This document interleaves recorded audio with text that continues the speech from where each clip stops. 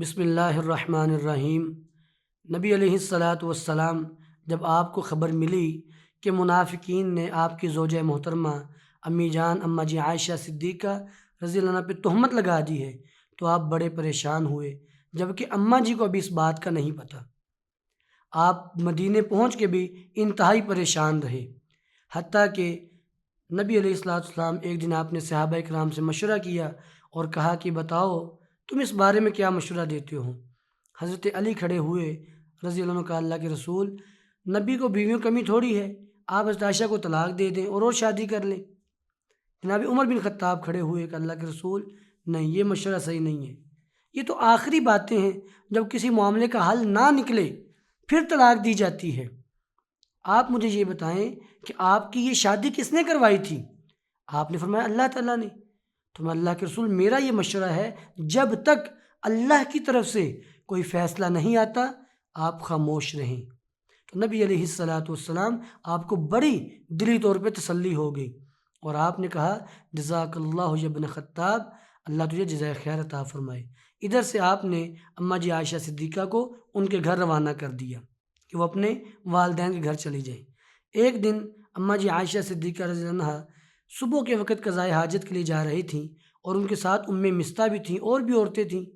تو مستہ کو ٹھوکر لگی، پاؤں پہ گرنے لگی، تو ان کے منہ سے الفاظ نکلے کہ اللہ مستہ کا برا کرے۔ تو عائشہ نے پوچھا کہ آپ نے یہ بات کیوں کہی ہے، وہ آپ کا بیٹا ہے؟ تو مستہ فرمانے لگی آپ کو نہیں پتہ اس نے آپ کے بارے میں کیا بات کی ہے؟ کہا نہیں مجھے تو نہیں پتہ۔ تو پھر مستہ نے بتایا کہ آپ کے خلاف منافقین نے یہ الزام لگایا ہے اور اس الزام کے اندر 3 مسلمان بھی شریک ہو گئے ہیں، حسان بن ثابت رضی اللہ عنہ، مستہ بن اساسہ رضی اللہ عنہ اور حمنہ بنت جہش، یعنی 2 مرد اور 1 عورت رضی اللہ تعالیٰ عنہ۔ یہ 3 مرد، یہ 3 مسلمان، یہ بھی اس میں شامل ہو گئے۔ امی جان انتہائی پاک باز تھیں، بڑی پریشان ہوئیں، حتیٰ کہ بخار ہو گیا اس بات کو سن کے۔ گھر میں آئیں، نہ ڈھال رہتی، کھانا پینا چھوڑ دیا، حتیٰ کہ اللہ سے دعا کی کہ اللہ تو ہی میرے معاملے میں آسانی پیدا فرما، انما اشکو بثی وحزنی الی اللہ، اللہ میں اپنے غم، اپنی شکایتیں تیرے ہاں درج کرواتی ہوں۔ 1 مہینہ پورا نبی علیہ السلام پریشان رہے، حتیٰ کہ 1 مہینے کے بعد اللہ رب العالمین نے امی جان اماں جی عائشہ صدیقہ رضی اللہ کی بارات کے اندر 2 رکوع نازل کیے سورہ نور کے، دوسرا اور تیسرا رکوع۔ آپ کی بارات نازل ہوئی، نبی علیہ السلام بڑے خوش ہوئے، آپ نے آ کے اماں جی کو خوشخبری سنائی۔ اور منافقین تو ویسے ہی دائرہ اسلام سے خارج تھے، ان کے دلوں میں کفر تھا، ان کو آپ نے کچھ نہیں کہا، لیکن 3 مسلمان جو کہ اس تہمت کے اندر شریک ہو گئے تھے، آپ نے تینوں کو تہمت کی سزا دی۔ تہمت کی سزا 80 کوڑے ہیں، آپ نے تینوں کو 80 کوڑے لگائے۔ تو یہ واقعہ بھی 5 ہجری کے اندر پیش آیا۔ 6 ہجری کے اندر نبی علیہ السلام نے ایک مرتبہ خواب دیکھا کہ میں اپنے ساتھیوں کے ساتھ عمرہ کر رہا ہوں۔ نبی کا خواب وہی ہوتا ہے، آپ نے سمجھا یہ اللہ کی طرف سے اشارہ ہے کہ ہم جا کے عمرہ کریں، آپ نے صحابہ کرام کو عمرے کا حکم دے دیا۔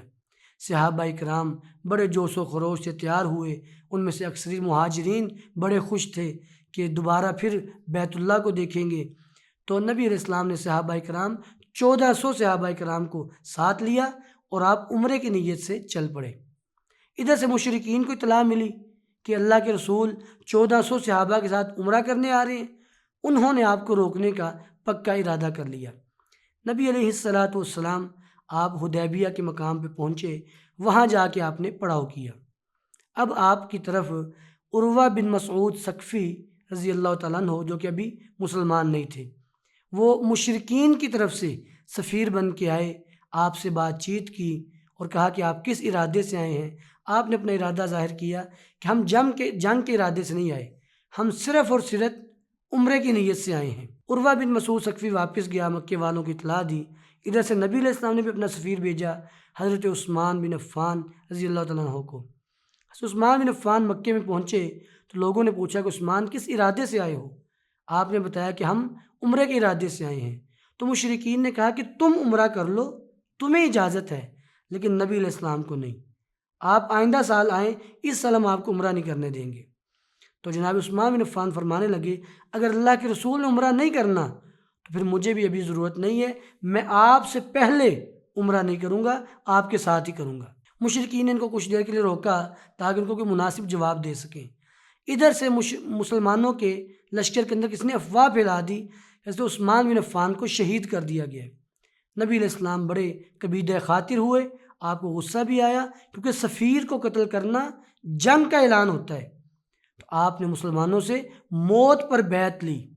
آپ نے فرمایا کہ سب میرے ہاتھ پر موت پر بیعت کرو، کہ یعنی ہم مر جائیں گے، مٹ جائیں گے، لیکن یہاں سے واپس نہیں جائیں گے۔ تمام صحابہ کرام نے یہ بیعت کی۔ اللہ رب العالمین فرمایا ید اللہ فوق ایدیہم، اللہ کا ہاتھ بھی ان کے ہاتھوں کے اوپر ہے۔ یعنی نبی علیہ السلام نے بھی بیعت کی، اور آپ نے ایک ہاتھ ایسے عثمان کا بھی رکھا، یہ ہاتھ عثمان کا ہے، اللہ نے بھی ہاتھ رکھا اوپر۔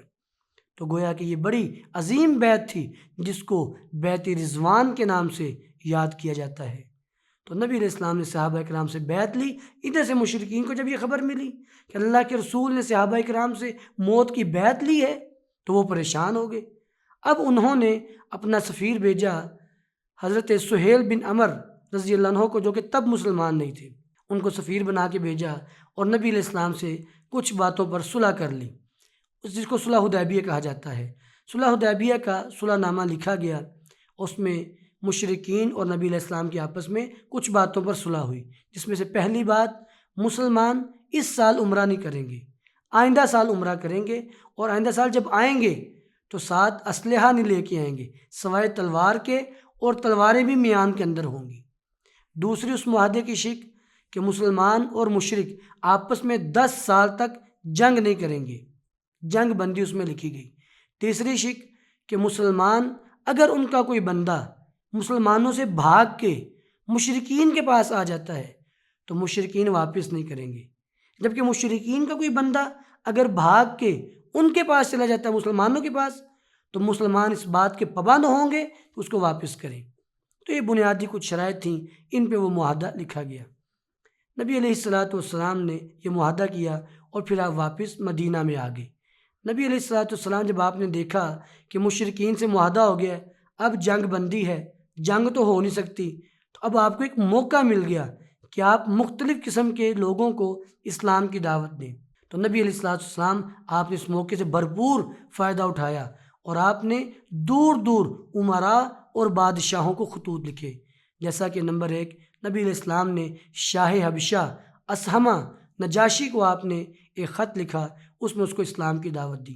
آپ کے سارے خطوط میں بنیادی دعوت یہ تھی، تعالوا الی کلمۃ سواء بیننا و بینکم، اس ایسے کلمے کی طرف آ جاؤ جو ہمارے تمہارے درمیان برابر ہے، تم بھی اللہ کو مانتے ہو، ہم بھی اللہ کو ماننے والے ہیں، اس بنیادی کلمے کی طرف ہی آ جاؤ۔ تو نبی علیہ السلام نے نجاشی کو اسلام کی دعوت دی۔ نجاشی شاہ حبشہ، اس نے اس دعوت کو قبول کیا، اسلام لے آیا، اور آپ کا صحابی بن گیا۔ نجاشی جو ہے بذات خود نبی علیہ السلام کو ملنے کے لیے نہیں آ سکا، ہاں اس نے اسلام قبول کیا، حتیٰ کہ نجاشی نے نبی علیہ السلام ایک نکاح بھی پڑھایا تھا، اور حق مہر بھی اپنی طرف سے 4000 درہم ادا کیا۔ 9 ہجری کے اندر نجاشی فوت ہوا، نبی علیہ السلام نے اس کا غائبانہ جنازہ بھی پڑھایا۔ یہ بھی اس بات کی دلیل ہے کہ نجاشی مسلمان ہو گیا۔ اس کے بعد نبی علیہ السلام نے مصر کی طرف ایک خط بھیجا شاہ مقوقس کو، جو کہ مصر کا فرمانروا تھا، اس کو آپ نے دعوت دی۔ مقوقس نے نبی علیہ السلام کا خط ملا، اس کو پڑھا، اور اس نے اسلام قبول تو نہ کیا، لیکن اس نے نبی علیہ السلام کو ایک خچر بھیجا جس کا نام تھا دلدل۔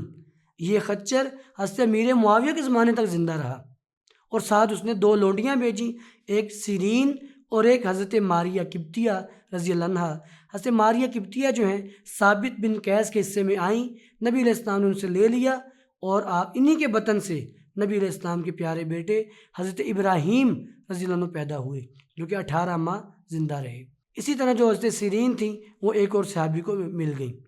نبی علیہ السلام آپ کو مقوقس کی طرف سے کوئی خطرے والی بات محسوس نہ ہوئی، اس نے اسلام قبول نہ کیا، لیکن تحفے چاہے اس نے آپ کو بھیج دیے۔ تیسرے نمبر پہ نبی علیہ السلام نے خسرو پرویز شاہ فارس، اس کو آپ نے خط لکھا۔ جب اس کو خط ملا تو وہ تکبر میں آ گیا، اور کہا کہ میرے غلام قوم میں سے ایک فرد مجھے خط لکھے، اور وہ مجھے اپنا مطیع بنانا چاہتا ہے۔ اس نے خط کو چاک کر دیا، ٹکڑے ٹکڑے کر دیا۔ تو نبی علیہ السلام نے بد دعا دی، کہا کہ اللہ اس کی حکومت کو ٹکڑے ٹکڑے کر دے، اور یوں ہوا بھی، اس کو اس کے بیٹے نے قتل کر دیا۔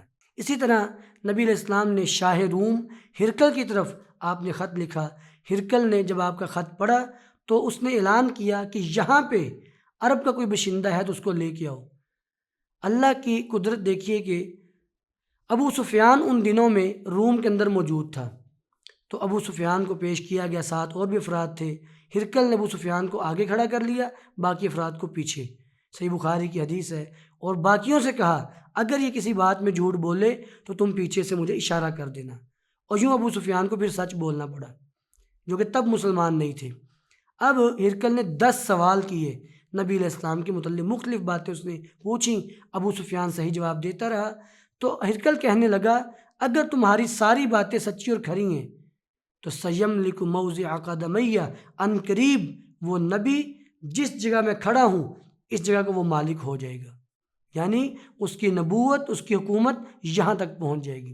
اور ایسے ہوا بھی، چند سالوں میں عمر بن خطاب کے زمانے میں روم فتح ہو گیا۔ بہرحال نبی علیہ السلام نے مختلف بادشاہوں کو، امراء کو خطوط لکھے۔ اس طریقے سے اسلام کی دعوت مدینے سے باہر مختلف بادشاہوں تک بھی پہنچ گئی۔